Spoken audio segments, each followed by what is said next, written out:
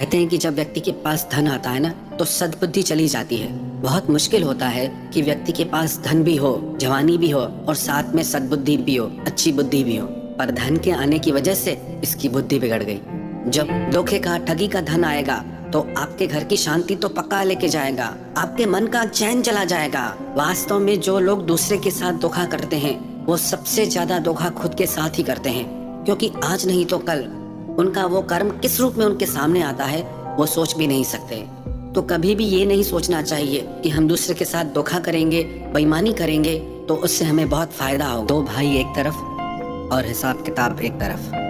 कभी भी अपने रिश्तों को और अपने हिसाब किताब को मिक्स मत करना। अपनी प्रोफेशनल लाइफ को, अपनी पर्सनल लाइफ को मिक्स मत करना।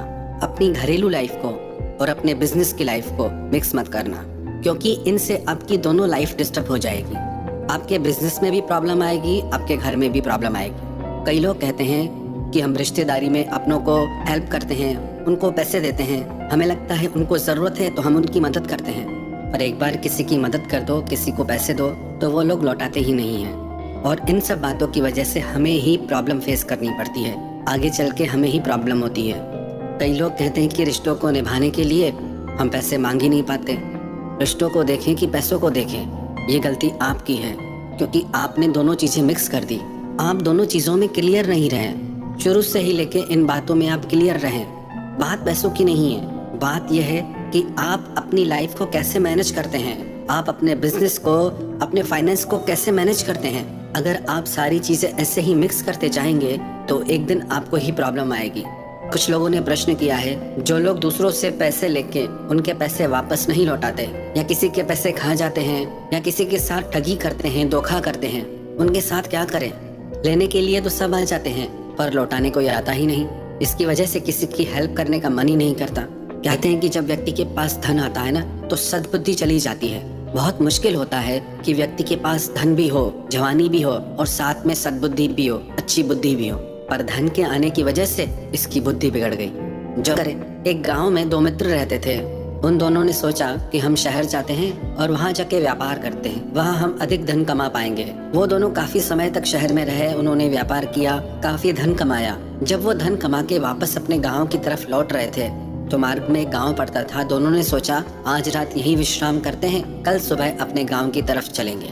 वो दोनों वहीं एक पेड़ के नीचे बैठ गए। एक मित्र ने दूसरे से कहा कि मैं यहीं बैठ के सामान की और धन की सुरक्षा करता हूँ, तुम बाजार जाके कुछ खाने के लिए ले आओ। दूसरे मित्र ने कहा ठीक है। एक मित्र बाजार चला गया खाना लेने के लिए। जो मित्र धन के साथ बैठा था उसके मन में लालच आ गया। उसने सोचा क्यों न मैं अपने इस मित्र को खाने में जहर मिला के दे दूं और उसे यहीं मार डालूं और फिर सारा धन मेरा हो जाएगा। जब वो मित्र खाना लेके आया तो उसने चुपके से उसके खाने में जहर मिला दिया। उस मित्र को कुछ पता ही नहीं था। उसने वो खाना खा लिया और खाना खाते ही वो मर गया। अब इसने सोचा कि ये सारा धन अब मेरा हो गया। वो सारा धन लेकर के अपने गांव लौट आया। लोगों ने पूछा भाई तुम अपने मित्र के साथ गए थे, वो कहाँ गया? उसने कहा मेरे मित्र को एक भयानक रोग लग गया था, उसकी वजह से उसकी मृत्यु हो गई और मुझे अकेले ही वापस आना पड़ा। मुझे बहुत दुख है इस बात का। फिर एक दिन उसके घर में एक बेटा पैदा हुआ। बेटा पैदा तो हुआ पर बहुत बीमार पैदा हुआ। जब से वो पैदा हुआ वो हमेशा ही बीमार रहता था। उसके पिता की अपने बेटे में बहुत आसक्ति थी। उसने अपने बेटे को ठीक करने के लिए उस पे बहुत धन खर्च किया। धीरे धीरे वो बेटा बड़ा होने लगा, पर बीमारियों की वजह से उसके पिता का सारा धन भी समाप्त हो गया। उसका पिता बहुत उसका इलाज करता, पर एक दिन ऐसा आया जो डॉक्टरों ने कहा अब तुम्हारा बेटा बचेगा नहीं। और अब इसका सारा धन भी समाप्त हो चुका था। ये फूट फूट कर रोने लगा कि मैंने अपने बेटे को बचाने की कितनी कोशिश की पर मैं उसको ठीक नहीं कर पाया।